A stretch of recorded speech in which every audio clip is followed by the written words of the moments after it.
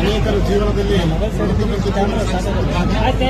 ಜೀವನ ತಟಸ್ಥೆಯಿಂದ ಅನುಕೂಲವಾಗುವುದೇ ಈ ಸಾಮೂಹಿಕ ವಿವಾಹ.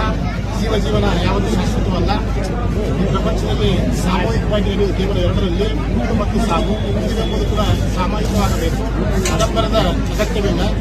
ಬಡತನ ರೇಖೆಗಿಂತ ಕೆಳಗಿರುವವರು ಮಾತ್ರ ಮಾಡಿಕೊಳ್ಳದೆ ಸ್ಥಿತಿವಂತರು ಮಾಡಿಕೊಂಡಾಗ ಮಾತ್ರ ಇಂಥ ಸಾಮೂಹಿಕ ಮದುವೆಗೆ ಜೀವ ತುಂಬುತ್ತದೆ.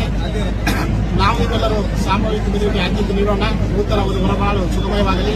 ಈ ಕ್ಷೇತ್ರದ ಒಡೆಯನಾಗಿರ್ತಕ್ಕಂಥ ಬೂದಿ ಬಸವೇಶ್ವರನು ಈ ನೂತನ ವಧುವರರಿಗೆ ಬರುವ ವರ್ಷದೊಳಗಾಗಿ ಸಂತಾನ ಪ್ರಾಪ್ತಿ ನೆರವೇರಿಸಲು ಆಶಿಸ್ತಾ ನನ್ನ ಎರಡು ಮಾತು.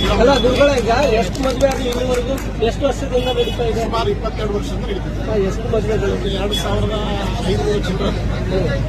ಈಗ ಪದ್ಮಶ್ರೀ ಪ್ರಶಸ್ತಿ ಕೊಡಬೇಕು ಅಂತ ನೀವು ಹೋಗಿಲ್ಲ, ಗುರುಗಳ ಹೇಳಿದ್ರಲ್ಲ. ನಾನು ಇನ್ನು ಚಿಕ್ಕವರು ಆ ಮಟ್ಟಕ್ಕೆ ಹೋಗಿಲ್ಲ. ಇಂಥ ಮಟ್ಟಗಳು ಅನೇಕ ಕಾರ್ಯ ಮಾಡ್ತಾವ. ಅದನ್ನ ಕೇಳಬೇಡ.